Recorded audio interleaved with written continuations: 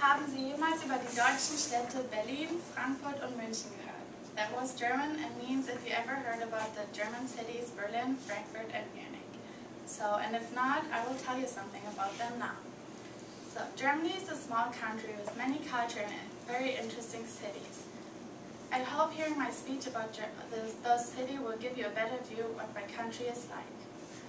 And since I lived my whole life there and visit almost all the places I'm telling you about now, that makes me a credible resource.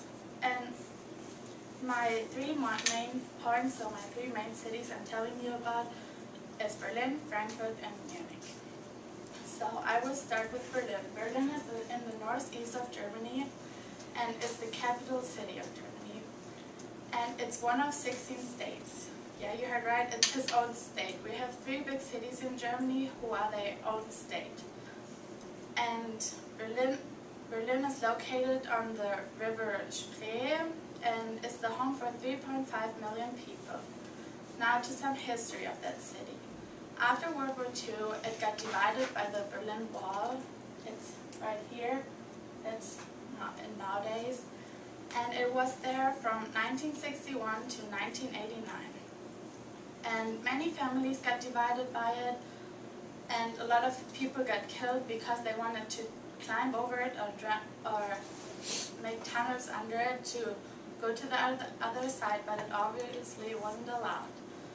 So according to Nicholas Clutch, the adversary 20 years later prompted a powerful nation conversation not just about a moment 2 decades ago, but about Germany today.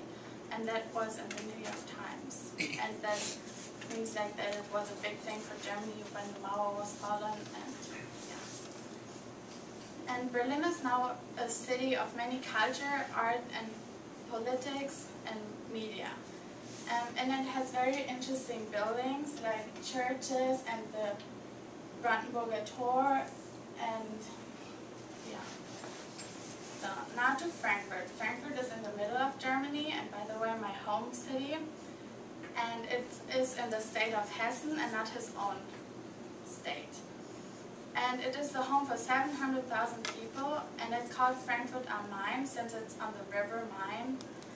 And it's the most populated area in whole Germany, like all the places around Frankfurt, because it's an area with many jobs and it's also the banking metropole of whole Germany.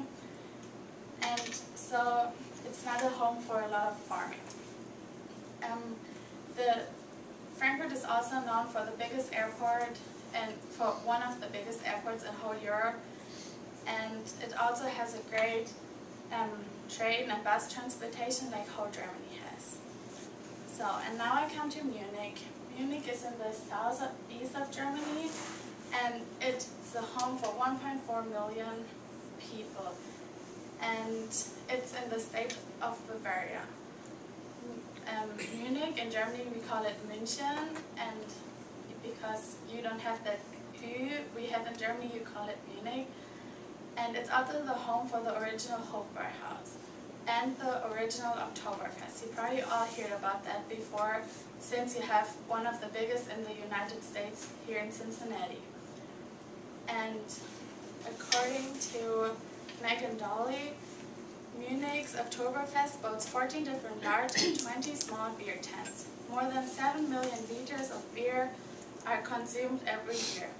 Each tent boasts different attractions,